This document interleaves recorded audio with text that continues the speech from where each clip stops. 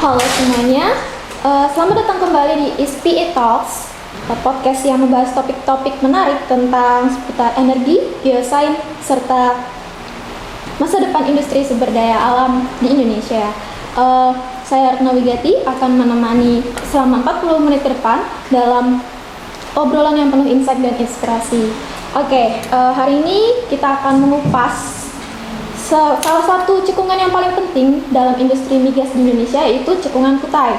Kita akan membahas mulai dari letaknya, pembentukan migas, serta teknologi eksplorasi dan juga masa depan sumber daya alam di industri-industri. Dan tentu saja saya tidak sendiri, telah hadir narasumber kita yang luar biasa, yaitu Bapak Dr. Jayus MT, seorang dosen dan ahli geologi. Silakan Bapak perkenalkan diri serta latar belakang Bapak serta pengalaman-pengalaman di bidang Bapak. Oke, terima kasih atas kesempatan yang diberikan. Assalamualaikum warahmatullahi wabarakatuh. Salam sejahtera untuk kita semua. Alhamdulillah, pada kesempatan ini kita dipertemukan untuk bersama-sama membahas topik-topik yang menarik bagi kita semua. Saya perkenalkan diri, nama lengkap saya Bapak Dr. Jayus MT. Saya tetapnya di Geofisika FMIPA Universitas Simula Warman. Bidang yang saya tekuni selama ini adalah berkaitan dengan geologi dan eksplorasi, dan juga bersentuhan juga dengan migas, minyak dan gas bumi. Dan lebih intensif sebenarnya kalau dari role-nya itu adalah berkaitan dengan eksplorasi. Terima kasih. Oke, senang sekali ya bisa mengobrol langsung dengan Bapak, dan mungkin kita langsung masuk ke topik utama ya Pak ya. Bisa dijelaskan lebih dalam tentang apa itu cekungan Kutai, di mana lokasi secara geografisnya Pak? Mungkin banyak sekali pendengar kita yang belum familiar tentang cekungan Kutai ini Pak. Silakan. Oke, baik. Cekungan Kutai adalah merupakan salah satu cekungan terbesar di Indonesia, tepatnya nomor 2 setelah cekungan Sumatera. Nah, cekungan Kutai tepatnya adalah berada di Provinsi Kalimantan Timur, yang mana di bagian selatan dibatasi oleh Andang Tras atau Sesar Andang, atau dengan kata lain tinggian Meratus. Kemudian di sebelah timur adalah Selat Makassar, di bagian utara adalah tinggian Mangkaliat, kemudian di bagian barat adalah Muller Schwegner atau tepatnya tinggian Kucing. Kemudian di bagian selatan bersentuhan dengan cekungan Barito, di utara nanti bersentuhan dengan cekungan Tarakan.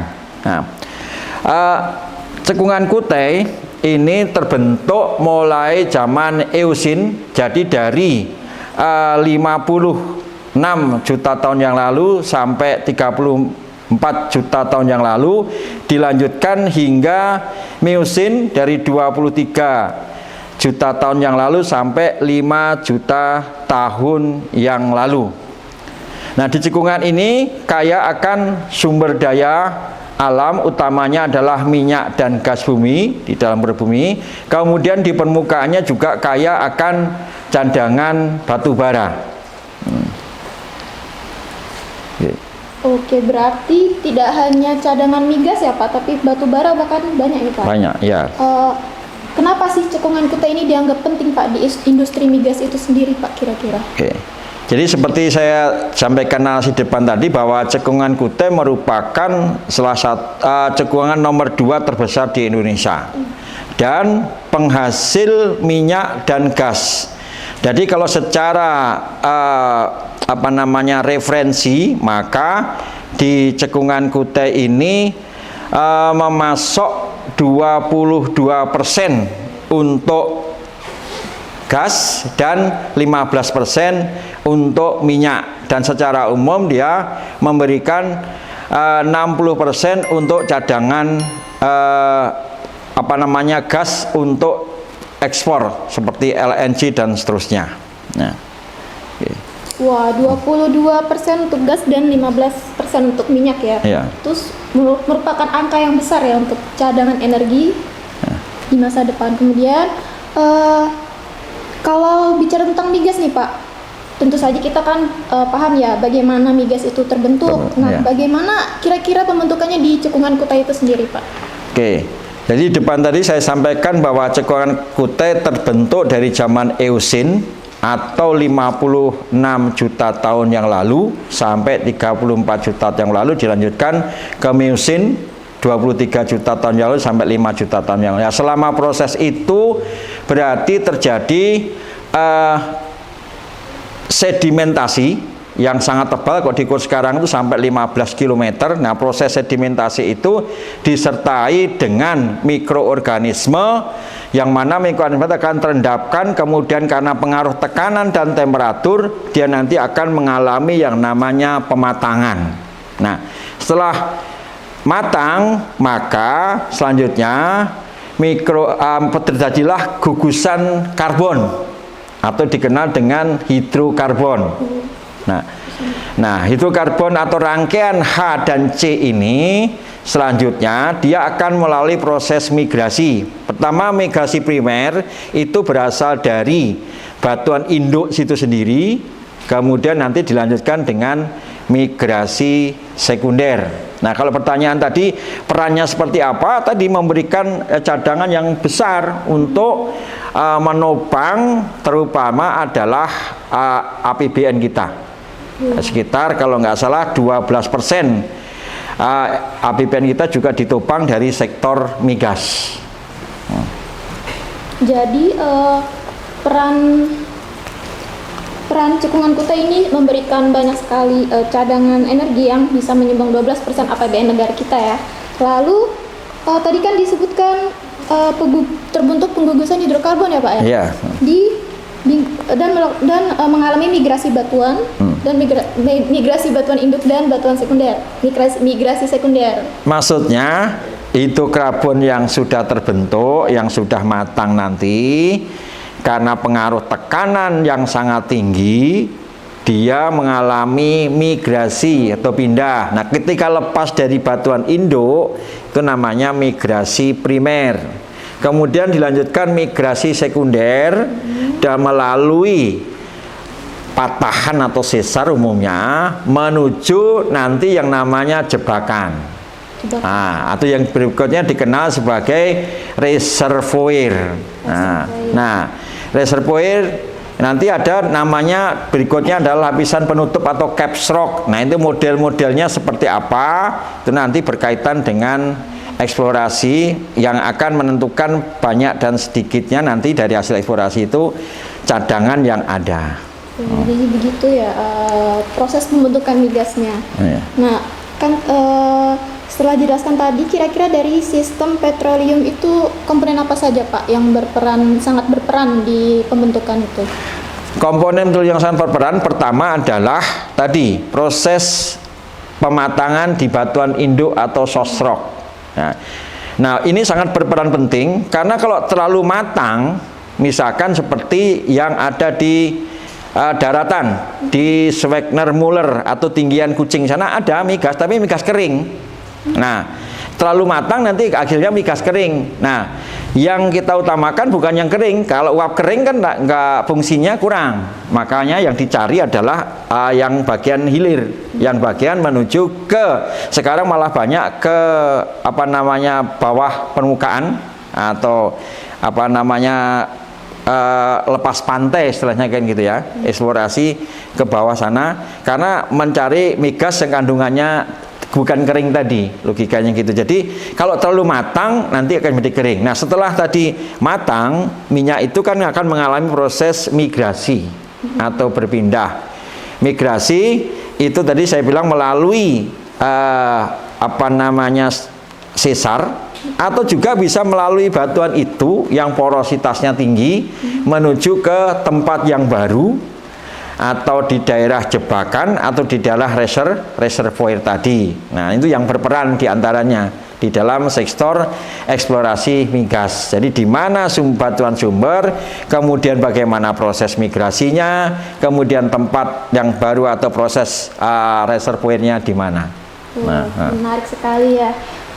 Nah, bicara soal eksplorasi nih, Teknologi pasti memegang peran penting ya Pak ya Iya. di kegiatan eksplorasi ini. Nah, teknologi apa saja yang kita gunakan untuk eksplorasi migas di khusus Cekungan Kutai ini Pak kira-kira? Pertama, untuk mengoptimalkan bagaimana cadangan itu supaya terbukti, yang pertama proses eksplorasi yang digunakan adalah seismik atau metode seismik. Dalam hal ini adalah metode seismik refleksi. Nah, nanti bisa model satu dimensi, dua dimensi. Artinya kalau satu dimensi itu variasi secara vertikal. Kalau kemudian kalau dua dimensi berarti mendapatkan penampang. Kalau tiga dimensi adalah model visual tiga dimensi. Kemudian sampai sekarang bahkan empat dimensi. Kalau empat dimensi itu nanti untuk memantau sampai sejauh mana cadangan ini masih terus. Jadi ketika mereka diproduksi sampai seberapa itu masih bisa dipantau secara terus-menerus. Kemudian yang kedua, melalui software nanti dibuat model baik itu secara geofisika maupun secara geologi. Nanti bisa dimodelkan bagaimana cadangan ini agar bisa diperoleh secara optimal. Nah, kemudian yang ketiga bisa melalui analisis data logging. Jadi dari sumur-sumur itu dilakukan log, kemudian dianalisis petrofisikanya seperti apa. Kemudian berikutnya adalah analisis secara lab juga harus dilakukan, seberapa kandungan dari cadangan yang ada itu. Jadi ada analisis lab juga, kemudian well logging, kemudian juga bisa meningkatkan dari sumur-sumur tua. Sumur tua. Nah, sumur tua artinya sumur yang dipandang sudah tidak produktif, itu bisa diproduktifkan lagi dengan misalkan metode proses injeksi. Jadi diinjeksi sehingga nanti cadangan natrium karbon itu akan terangkat. Jadi ada beberapa hal yang bisa dilakukan. Soal sumur tua tadi Pak, kan tadi diinjeksi, itu kira-kira bagaimana itu prosesnya? Kalau boleh tahu mungkin kasarannya Pak. Jadi intinya begini, ada beberapa sumur tua secara ekonomis dia sudah nggak ekonomis. Tapi artinya kalau diambil, dia secara produksi itu nggak ekonomis. Tapi cadangan masih ada. Cadangan itu masih ada, tapi tidak ekonomis. Nah, sampai bagaimana cadangan ini menjadi ekonomis? Maka dilakukan yang namanya proses injeksi. Nah, injeksi artinya diinjeksi, misalkan diinjeksi air, sehingga nanti minyak itu akan terangkat. Karena pada prinsipnya densitas dari minyak itu lebih kecil dari air.